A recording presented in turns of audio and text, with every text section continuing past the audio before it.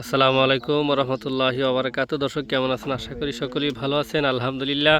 আমাদের চরশিবপুর কেন্দ্রীয় কবরস্থানে যেই মেন গেট, সেই মেন গেটটা তো অনেক আগে লাগানো হয়েছিল। সেই মেন গেটটা পড়ে যাওয়ার পরে অনেক দিন এই গেটটা লাগানো হয় নাই, মেরামত করা হয় না। আলহামদুলিল্লাহ আমরা আমাদের মাহবুব হুজুরের উদ্যোগে এটা মেরামত করে আলহামদুলিল্লাহ ভালো করে এমএস দিয়া আমরা এই গেটটা করেছি আলহামদুলিল্লাহ। তো মাহাব ভাই আমাদের ওয়ার্কশপে এই গিটটির অর্ডার দিয়েছে।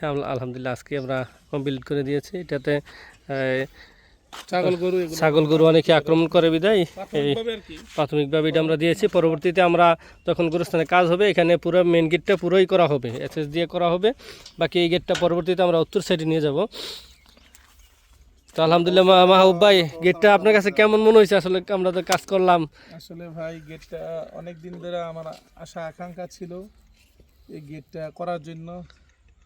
তো অবশেষে আলহামদুলিল্লাহ গেটটা কাজ সম্পন্ন করতে পেরে অনেক আনন্দিত হয়েছি, কেননা দিনে কাজ করতে খুবই ভালো লাগে মাশাআল্লাহ। তার জন্য অনেক চেষ্টার পরে প্রতীক্ষার পরে গেটটা অবশেষে লাগানো হলো।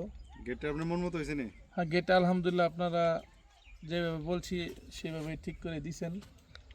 তো দেশ এবং প্রবাস থেকে যে সমস্ত ভাইয়েরা আমাদের কবরস্থানের জন্য দান করেন, ইনশাল্লাহ সকলেই চেষ্টা করবেন এই মহৎ কাজে অংশগ্রহণ করার জন্য। আমরা চেষ্টা করি আপনাদের টাকাগুলো সঠিকভাবে কাজে লাগানোর জন্য, ইনশাল্লাহ চেষ্টা করি। সকলেই আর্থিকভাবে ইনশাল্লাহ সহযোগিতা করবেন। হ্যাঁ, ধন্যবাদ।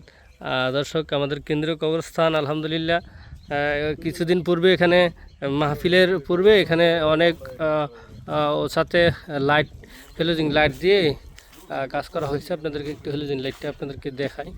আসলে একটা হেলোজিনে পুরোটা গোরস্থানে কিন্তু রাতের বেলা অনেক আলো হয়।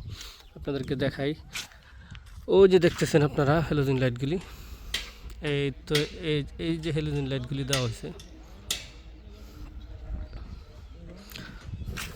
দিন দিন তো মানুষ অনেকেই এখানে শুইতেছে। গতকালকে আমার মামাকে শোয়াইলাম।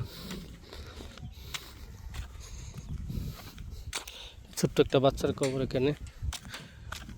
এটা হচ্ছে নতুন, এখানে এবছর মাটি ভরাট করা হয়েছে। এটা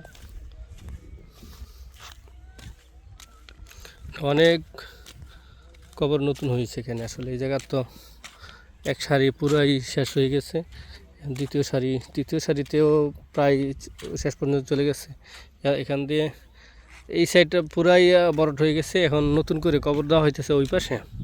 এই সাইডটা কিন্তু পুরোটাই পুরানো, দেখতে আমরা গর্ত হয়ে গেছে। এটা পুরানো কবর। আর এরপরে যেটা এই সিরিয়াল ধরা হয়েছে,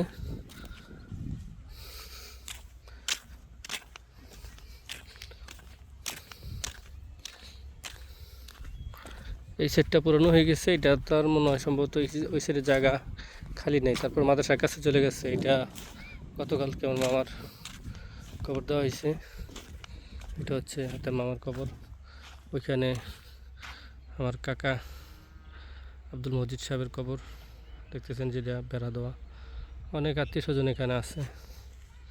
সকলের জন্য সকলে দোয়া করবেন, আল্লাহ যেন সকলকে মাফ করে দেয়।